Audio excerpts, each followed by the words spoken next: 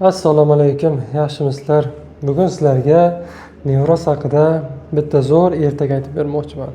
Va bu ertakni eshitib bo'lib, qissadan hissa chiqarganingizdan so'ng o'ylaymanki, ko'p narsa ichingizda o'zgaradi. Bir bor ekan, bir yo'q ekan. Qadim zamonda Eshmat ismli bir inson bo'lgan ekan. Eshmatning yoshligidan ichi juda ham tor ekan.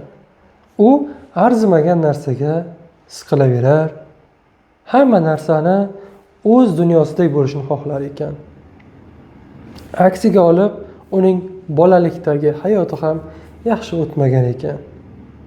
Uni ko'p bolalikdagi talablari o'z vaqtida qondirilmagan ekan.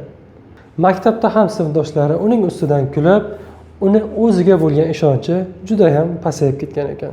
Va shunday qilib yillar o'tib u ulg'aya boshlabdi va katta hayotga qadam qo'yibdi. Avval ota-onasining qaramog'ida bo'lgan inson ana endi katta hayotga qadam qo'yganda biroz dovdirab, garangsirab qolibdi. Chunki uni endi kutilmagan ishlar kutib turgan ekan. Uni hayotida o'zi kutmagan voqealar boshlanibdi. Ana endi u pul topish kerak, oila qurish kerak. Hayotni sinovlariga birin-ketin bardosh berishni boshlash kerak. Lekin u mana shu hayot sinovlari bilan to'qnash kelib yurgan vaqtda o'zini resurslari tugay boshlaganini sezmay qolibdi. Ya'ni uning asablari asta-sekin charchashni boshlabdi. Chunki uning ich torligi tufayli u mana shu hayotda bo'layotgan narsalarni boricha qabul qilmaydigan bo'libdi. Ya'ni qazo qadarga rozi bo'lmaydigan bo'libdi. Mana shu natijasida hayotda bo'layotgan voqealar unga o'ta ham qiyindek tuyula boshlabdi. Pashshadek narsani ham fildek ko'rishni boshlabdi.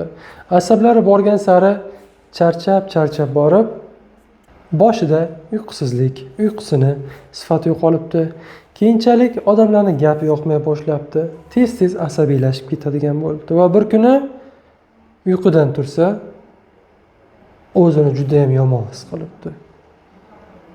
Yuraklari o'ynab ketayotgan. Ko'zlariga dunyo qorong'i ko'rinayotgan.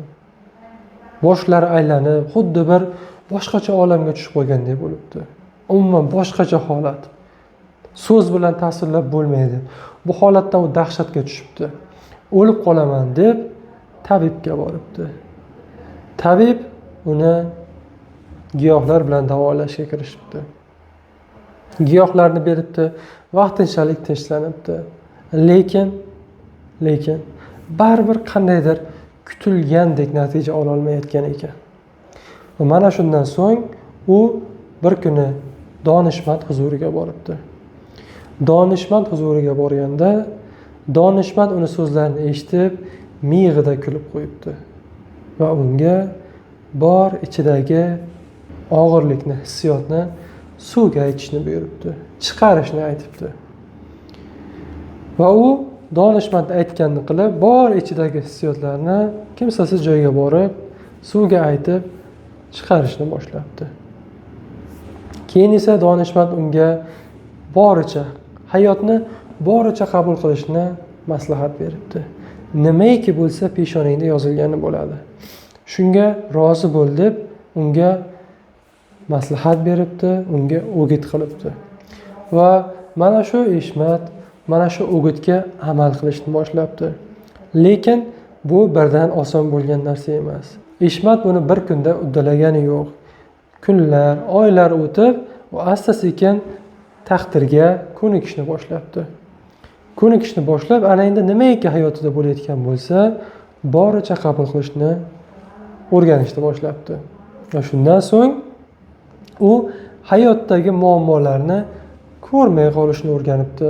Ya'ni oldin pashshadan fil yasagan bo'lsa, ana endi fildek muammolar ko'ziga pashshadek ko'rinishni boshlabdi. Va shundan so'ng Eshmatning asablari tinchlanib, nervlari joyiga kelib, undagi mana shu qo'rquv, xavotir, vahimalar butunlay yo'qolib ketibdi. Ko'ngliga osoyishtalik, orom kiribdi. Xotirjam bo'lishni boshlabdi. Va u bu kasallikdan butunlay qutulib ketibdi. Va qutulib ketgandan so'ng o'tmishga qarasa, orqasiga qarab, qilgan xatoliklarini tushunibdi. va u bu kasallikdan so'ng butunlay boshqa odamga aylanibdi. Va bu kasallikka rahmat aytibdi. Chunki bu kasallik tufayli u juda ham ko'p yomon xislatlardan qutulgan ekan. Bu kasallikdan so'ng u Yaratganni tanibdi, iymoni butun bo'libdi, insonlarga yaxshilik qiladigan bo'libdi. Hamma narsani boricha qabul qilib, butunlay boshqa insonga aylanibdi va u Eshmat tushunibdiki, bu kasallik unga bekorga berilmaganligini anglab yetibdi. Kasallikdan minnatdor bo'lib, kelajakda katta maqsadlar qo'yib, kuchli insonga aylanibdi. Qissadan hissa shuki, bu kasallik bizga bekorga berilmaydi. Aynan nevroz kasalligi tufayli sizni hayotingizda nimadir o'zgartirish kerakligi uqtiriladi. Ya'ni xarakteringizda nimadir bor, o'shalarni o'zgartirish kerakligi uqtiriladi. Yotib olib, og'zingizga dorini solib yoki qandaydir sanatoriyada yotib, bu kasallikdan butunlay qutulaman deb o'ylamang. Ichki olam o'zgarmas ekan, xarakteringiz o'zgarmas ekan, bu kasallikdan butunlay qutulishingiz juda ham qiyin bo'ladi. Shuning uchun siz azizlarga maslahat, ko'nglingizni kengroq qiling. Bu kasallikni ilohiylashtirib yubormang. Hammasi juda oddiy va sodda. Mana shu kanaldagi videolarning ko'pchiligini hammasini ko'rib chiqsangiz ham bir dunyo ma'lumot bor.